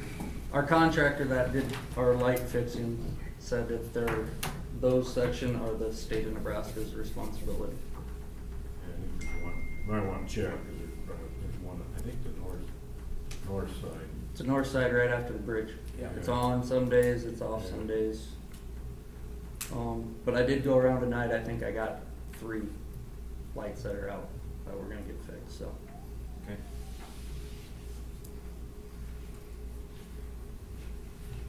Anybody else got anything for Raleigh as per his report? Did you have to help at all with Yeah. this? Go ahead, Brian. Duplex being built, or Do what? have you helped yet or anything with this duplex being built, or? Yeah, let's not talk about Okay. that. Sort of subject. I'll bring it up in my report. Okay. In the interest of safety, I think we can probably spring for a couple of $9 spotlights so the city guys have Thank them you, in their John. trucks. Yeah. Because I'll take a pat on the back, because I assisted the city guys Yes, you did. patrolling their line, because I have a spotlight in my fire truck, as they were using small handheld rechargeable lights. Oh. I was using my which is Milwaukee. not very effective in blowing snow, It was a blizzard. all the other activity Joy, going they were around there. using cell phones to spotlight Yeah. and things like that, so that's not good, so. But they're very inexpensive and highly useful, Yeah, I was gonna talk to you about that afterwards. so. I heard through the Requisition a grapevine. couple or 3. Yep, Then the lights on the concession stands, are those left on for? the white, the far security one, the far one's purposes? security, and I don't know who turned the other one on, but it stayed on for the same security reason. Okay. To keep our little Hooligans. camper out of there? Yeah, Well, there So I was don't there was, Tom, about 4 or 5 years ago, where we had some activity, and they basically put those lights, that extra one you're talking about, for that purpose, so. oh, and for the record, somebody went through and tore up the old football field, just so y'all know. Yeah, I saw that. Yeah. I was looking at the new fence. Hmm. Mm-hmm, Kids play soccer. yeah. Well, no, where It everybody was parks. Apparently still, I think, done just about the time football was getting over. Real darn close. Real darn Like the close. same week. Mm-hmm. But anyway, if we could cable that maybe, both ends, I that got- might I eliminate got some it. of that problem. The I know the west end is permanent, and the east end East is, end could be now. is going to be. Really no reason for anybody to go down there unless you guys are gonna dump snow down there somewhere. I might do that, but it'll still be cable. Oh yeah, where did you dump snow at last year and where are you gonna do this year? I will not dump snow at the fire hall again. I know that wasn't last year. Yes, it was. Or was it? It will not happen again this year. We're gonna take as much as we can down to Gino's, Okay. and then we're gonna pile the rest over on Knapp's yard. I On wonder that though, on that before the vacant library lot. Yep, What is that? Knapp's vacant lot just to the north. Yeah, bring us more What, water. what got by the fire station, what, Too many rocks, oh. and the guy that owns. Steve Matern. That guy. They're- I drove across his property and wasn't supposed to, didn't. It's zone funny, it's access, there's a lot of things, but basically, it's probably in our best interest Yep. if we could just find other places. Oh, I thought that was great, so when it melted, it could go into the. Well, we can do the same thing So right the down person there. that was mowing the, was upset all the gravel that was left. Oh, okay. I sent one of our part-time people out there and he picked up every rock there was. So, it's just easier if we go down here. Okay. And then worst case scenario, I'm gonna let it melt on the street. Yep. Nothing now? Nothing? I You asked see I him cleaned if your he- gutter? Anything 6 inches and Sure. above, you'll move? I'm not moving and like Mike said, I don't wanna talk about 40 inches is I when don't we wanna go talk out. about it. That's when that starts, right, Mike? 40 inches? Let's or- move on to the agenda. What you then. got Okay. done? Thank you, Raleigh. Thank you. All right, discussion action on possible sale of property at 112 South Elm. Well, Yep. I had it come up, somebody asked down at the city office, and I asked Courtney to put it on, so you had a valid ability to talk about it, but if you recall, the city owned that on the deed because the owner signed off in lieu of a nuisance prosecution. And then the people that owned the tax sale certificates foreclosed the tax sale certificates.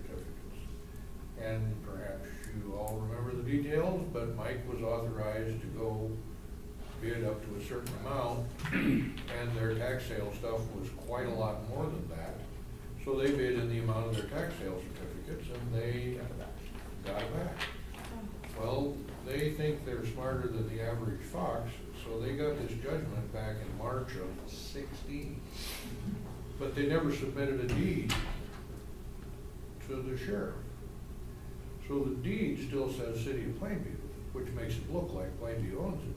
But the judgment says they own it. When it came up and we were checking on it today, I called down to the district court, and the clerk of the court said, oh, I'll call the county attorney and ask him what he wants to do about that.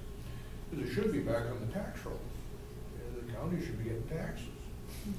The county attorney had the great grace to call me back this afternoon and say, yeah, Bruce, you should check up on that. Not the city's taxes. So I don't know, I may send him an email and tell him where to take that suggestion or something. But they are checking on it, and they've got a call out to the law firm that represented the tax people. And it's just slimy procedure there, but anybody that wants to buy it could get hold of this, get hold of the buyer. It's on the record down there. I mean, they don't wanna own it, they want rid of it. They've got $5,000 or $6,000 in it. If somebody called up and offered to buy it, they'd sell it. But we don't have title, the city doesn't have title, so there's nothing the city can do about it. We ever send them bills for taking care of the Well, mowing? remember we and all talked about that Yeah. last spring and said we could start putting some pressure on them. $300 every time. And start reassessing the property for all this other new cleanup business, That's so what I that would could be do. done. Let's start hammering with it. There's no sense us mowing all that stuff and not building them. And, you know, at least put a lien against it. Yeah, and we did, and we actually sent to that funky, whoever it was. Mhm. I don't even know we had a response. I mean, it's just like sending. Some banker.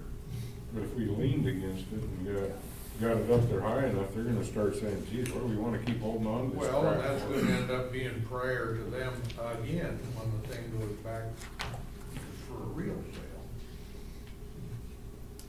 Yeah, it was US Assets LLC US back Assets. last spring. but they would like to sell it. And, you know, there they sit. If somebody wants to buy it, get that letter out and put them in Dutch. But otherwise, the county is looking into it, and Not yet. they're, well, the clerk of the district court called the law firm in Omaha. He also called the county attorney, and he hit the ball back toward me, but I'm not gonna catch it. Foul ball. Yeah. Bruce, if we were to, and I know this would be a little touchy based upon the actual supposed judgment, there's a garage in the back, really should wipe it out and get rid of it. It's not the house, it's a nuisance, and we can even go that process, but I guess what I'm asking is, do we really even have to bother? Well, You can go. you have no legal authority unless we bother. I mean, you've got unsafe building, rapid notice demolition, that'd probably be the way to go on that. Yeah. Get it started. Look at the back end of the code book under unsafe building. Unsafe, yeah. Send them the notice, give them whatever the minimum time is, and go get it. Yeah, you can do it that way. The nuisance cleanup stuff is probably not worth it. We did on the house, we didn't meet on the garage. I thought they would go with it. Yeah, separate structure, if it was attached, I think it would fall in, but it's not attached, so. I'll pursue it, because we definitely just need to Just do say, oh, the if you- garage. Because the health board did meet on that. And if you condemn it, they only have so many days to clean it up, or they get fined, or we take ownership. Yeah, the unsafe building procedure is the quickest, as far as, you know, this is not safe for the public, get it done, or we will, and away you go. And I believe that has been condemned by the health board, so. Well, it could be, but check your procedure. I will. And it's folks that are now the buyers according to the judgment, they're the ones to get the notice and then just go, because they aren't gonna do anything, no matter what you tell them. Unless somebody offers them $5,000 or $6,000, and then they'll cough up a deed. We done with that? Mike, you wanna do the employee appreciation party in your portion? No, we can just do it real quick. It's actually Courtney, but Okay. part of the reason this is brought each year is by governmental council meetings, you can't have Christmas parties. But we would like to ask the council, as we have each year, to go through and have an employee appreciation party, which is tentatively scheduled ahead now on January 12th at Mary's.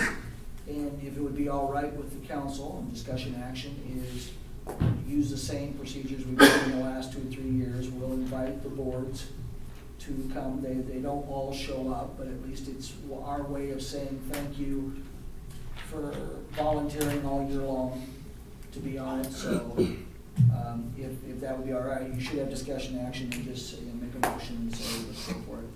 And then also do we $50 contest for full-time employees? Yes, we could throw that in at the same time. I mean, thank you, Brian, for we have, because of the appreciation, we have, Courtney, you want to describe what we have put in place and make sure that we have this all in one motion?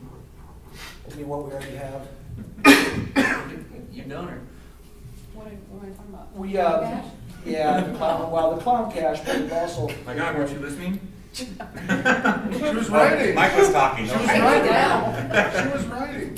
Thanks, Darren. So I'll continue. What she has done is, we've asked the guys to go ahead and to make sure that they are safe, get them some coats that they have, and the city purchased those coats. We've also, in addition, the staff and that, there was some $30 Columbia coats that we've got. We're gonna put city staff on that for our staff members. And in addition, the clown cash, which totals for the part-time and full-time, $800, so. Do the coats have like reflective stuff in them? Theirs will be just standard coats. They've got. Or reflective vests. shades. Do you, I know it's off subject quick, but, do you guys have reflective vests for like when you're working on the highway?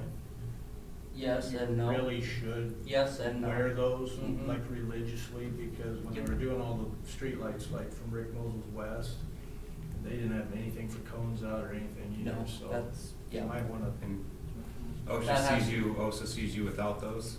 Yeah. Did, We're outside of Ocean. DOT will hammer you too. Yeah. DOT will. We are, but we don't have an issue, so I'm gonna agree with you. Yeah. Yes. Okay, anyway. So anyway, yeah, just that, again, Yes. include that, Brian, that's where we're at, so. I'll make a motion to approve an employee appreciation party on January 12th at Mary's for the staff and the boards, and also for the clown cash and the coats as presented. You need a dollar amount in there? How much clown cash for each person? It's $50 for the full-time and $25 for the part-time employees. I'll second. I mean, please, somebody else. That was a silent second. Okay, we have a motion and a second for an employee appreciation party, January 12th at Mary's, for the for the boards, and also the approval of coats and clown cash. Julie? Aye. Tom? Mike? All right. Brian? All right.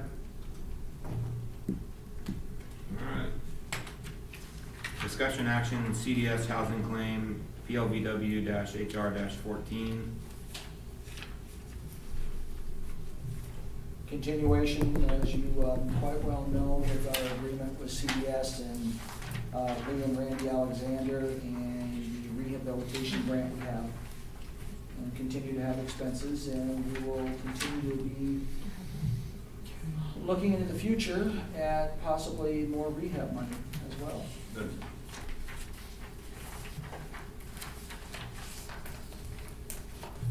He changed his name, tore it up roofing.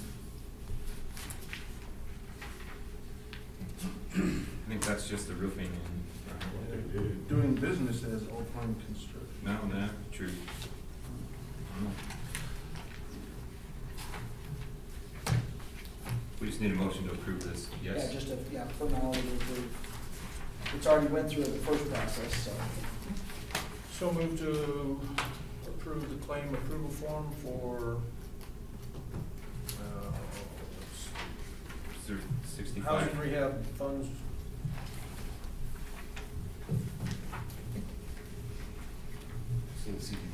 So the For the CDBG claim.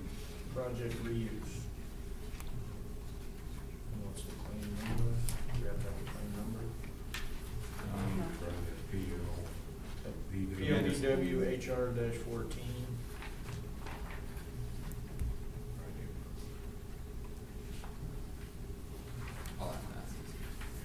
I'll second it.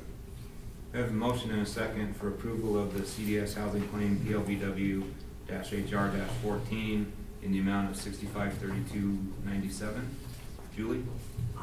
Tom? Mike? Aye. Brian? Aye. All right. We're up to you, Bruce. Do you have anything? Anything I needed, we've already hit specifically. Okay. This one. Julie? I'm good. Tom?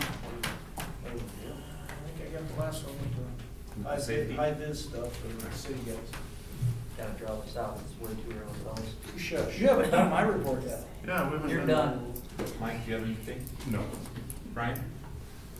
I remember the thing last month that I forgot was about tearing down houses, and one of them may or may not be for sale, but Mike had brought up the one next to the Curtis Storage here by the Clown Doll Museum, but then last week, the firemen walked through that, and they're apparently gonna be doing some training, so I guess we're not tearing that one down anytime soon. That was already a planned deal. Yeah. Yeah, that was a done deal. It's gonna be played with and then departed with. We're just gonna play with it for a while. Yes. You are gonna spray some water on my plastic siding. We're not gonna charge you.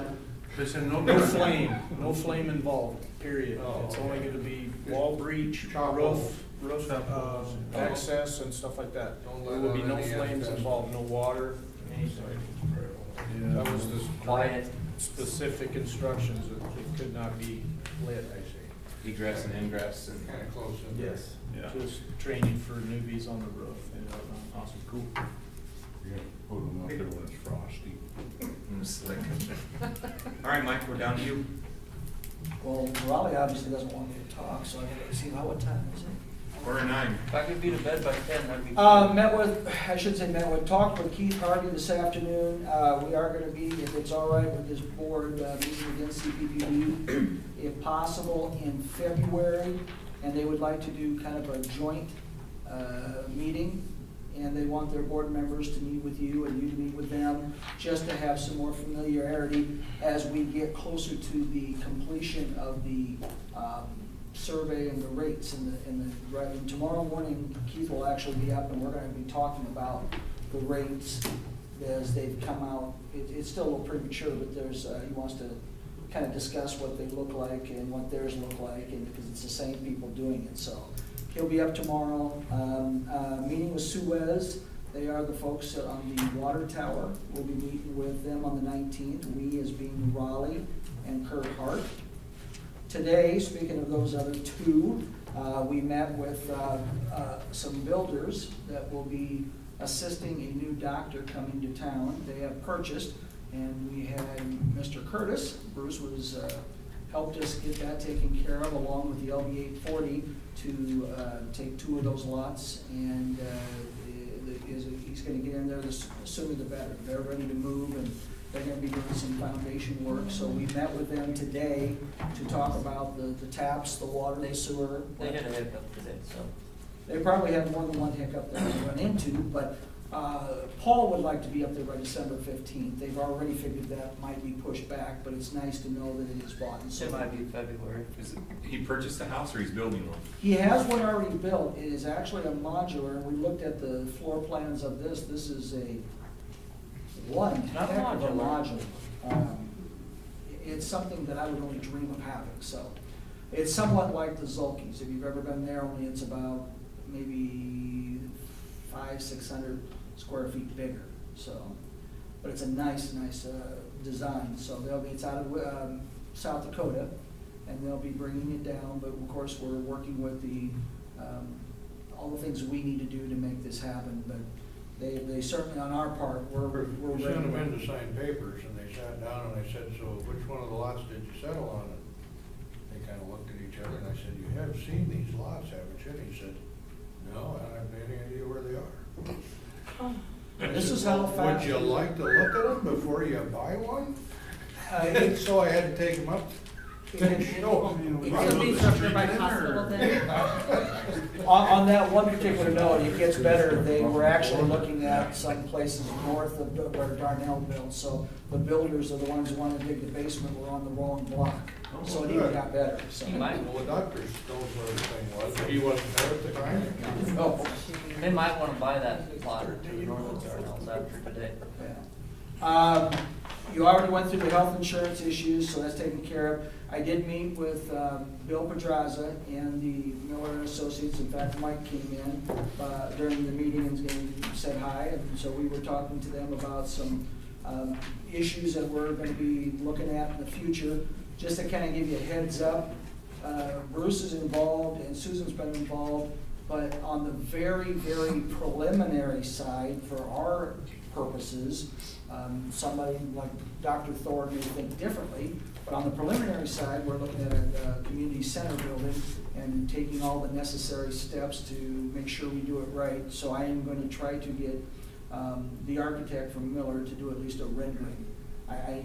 Somebody's got to see what they're looking at before you ever go the next step. Have you got a copy of Thor's drawing? Yes, he does now, so. The people in Norfolk cranked out a kind of half-baked blueprint. And supposedly, I think Ashoff did something too, so. Ashoff is, well, this was my. Is this still the property? It would be the Ashoff from Moret, The old trailer park. trailer park property, and, So I gotta look for a new property. I guess what we came away from Miller and Associates is if the city on any portion of it, and Bruce, like I said, has been able to go along on some of the visits, is that if we're gonna be any part of it, upside down, around, middle, down, whatever the case may be, it would be nice to know what you may be looking at shortly. And so that's what we have to do first. No We work cannot here, go done forward. deal. No. Continuing on, we got some nitrate levels back high in the wells. continue to work on it. I only tell you this because I don't ever want you, please don't come to me and say it's a surprise that we have high nitrates around this area when we're surrounded by Creighton and everybody else. I know, Tom, that look isn't perfect, thank you. But the nitrates are not going down. And I was hoping to retire before this would happen, but I don't think it's gonna happen. I think we're gonna have to address it in the next 5 to 10 years, and 5 years would be maybe more On that likely. count, not to, rain on anybody's parade, but remember, you have a special use permit for an irrigated cornfield right in the middle of the north side of town. It has to be renewed, it doesn't, to continue, and you don't have to renew it. And irrigated cornfields are an issue when you have nitrate issues. I brought that up before, but especially the north wells are much more exposed to an irrigated cornfield than they used to be. You know, as much as back then, maybe I would have argued, I can't even argue, Bruce is right. I mean, so we have to protect our water source no matter what, and there's gonna be some, different, we maybe even have to drill in, if we talk to some people, we just have to drill 2 feet away. Well, I don't think that's We gonna just set. passed a new wellhead protection ordinance for Coal Reach that extends about 2 miles from town in every direction. So do they, when you do that, Bruce, do they limit how much fertilizer and stuff they can put on, or how's that work? They have the right to approve wells and approve what's done within that region. I don't think they've ever gone to a gallon limit yet, or, they don't have specific controls on fertilizer in gallons. I mean, like up here where we're talking, I mean, is there a way a guy could talk to and say, well, you can probably do it, but there's no fertilizing anymore or something? You can, special use is what he's talking Well, about. if the special use permit is not renewed, then the irrigated corn goes away. I mean, irrigated anything, and that cuts the fertilizer by 2/3 roughly. Yeah. So, just for your awareness, and that, and we, sometimes we're crossing fingers as we do some, we're still blending, and we still have some, good there, so just to let you be aware on the wells. Very quickly, Darren's here, so as we get through, this, you approved the Keno on behalf of coaching as well as the administration and Darren. The state bowling happened this past weekend, and the kids went there and performed and actually represented Plainview very, very well, and both teams, boys and girls, ended up making the state finals. First time that's happened, I can't remember in the 15, 16 years of having both teams ever be in the finals, and they did. They both finished runner-up to a very strong Ravenna, but there were no way to be upset about it because everybody was looking at being in the finals in the first place. So I thought that was a good reflection on if you're gonna just throw a little money on Keno and how they can use it, so. Liquor license, the one Can I thing. reiterate one thing, Mike? Yes, go ahead, please. We went from not even sure we were gonna have a team, to barely scraping a team together, to winning 2 games and no matches all season long, to district champs, to state runner-up. So That's great. the boys team was pretty solid most of the year. I mean, but the girls team, we had 1 freshman, a sophomore, 2 juniors, and a senior. That's wonderful. Beginning bowlers and learning to bowl for the first time. Something that I think, when you talk about youth programs, I mean, that's why I brought it up to the council, because we're proud of them as coaches, but we're proud that their money was used to help kids that don't normally do other sports, and they were able to do something, and they really got a chance to shine, and they will be on Saturday and Sunday, in ET television. One day on Saturday is, I think, the Boys is are on Saturday and girls are on and Sunday. girls are on Sunday, and it's in the morning. I don't know when exactly, but, And your Keno grant did not go towards hair dye. Yours Hey. personally? Yeah, that was. Get out of Didn't that go to the pocket. red, but it went to the dark. Sure, okay. I think mine's coming off tonight, so. Last but not least, I want to reiterate, if I was gone November, practically 2.5 weeks, 1 week in Rome and the other week in the hospital.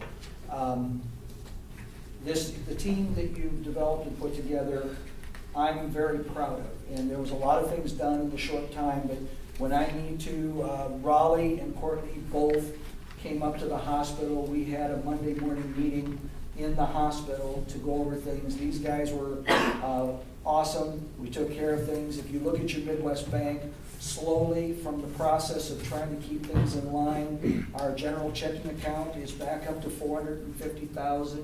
It was down as low as $60,000 and as high as $500,000 when I first came. So we're back up around that $450,000. Yes, you are spending money, but yes, it's a time to make sure you do it and let's do things right. Russ has been a great asset. The guys have gotten along better than they probably have ever gotten along before. Internally, staff-wise, as we work through things, changes are occurring. I mean, we're going to be doing some changes, not only in the way we handle the cameras, not in the way we handle drafting and deposits. That'll be changing in January to even streamline it more efficiently with the public. We have there's just a lot of things going forward. And I guess why I'm happy is because after 10 years, I've been uncomfortable with a lot of things in 10 years as it's gone from the embezzlements to the, you name it. I mean, there's been a lot of issues throughout the years that we've had to kind of overcome. This is the most settled I've been to be able to come to the council and say, you've got a good staff, they're working together, and I mean, and it's a good team. I mean, there's something that Raleigh and I think Susan's been a great asset to bring on economic development. I don't have to sit there and tear my hair. I don't have to worry about certain things anymore. My hair's gone. But between all of them, they put together exactly, I think, what you've wanted. You've asked for a long time. I know what I was asked of when I first was hired. And one of the words that came out of one individual's mouth, you won't be happy, Mike, until you fired everybody on the staff. Well, that wasn't what I wanted to do, and it didn't have to be done. But eventually, through attrition, I think we've just gotten better and better. So, pointing that out, Merry Christmas, and enjoy the holidays, and I can't wait till January 12th, and the first drinks will be on me. We got cookies back there. And cookies are back there that Courtney brought, and enjoy. So I don't think I have anything more, Darren, unless I'm missing something, so. Motion to adjourn. Second. We have a motion and a second to adjourn. I second that. Oh. We already had a second. We Yes, already had a second. Yes, Tom? Aye. Brian? All right. Meeting adjourned. Now the meeting's adjourned. She did punch me today. I'm not very happy with Courtney. She punched me. Beautiful section. Yeah, that's it. Just the city. Yes, did you deserve it? I said I called the trash.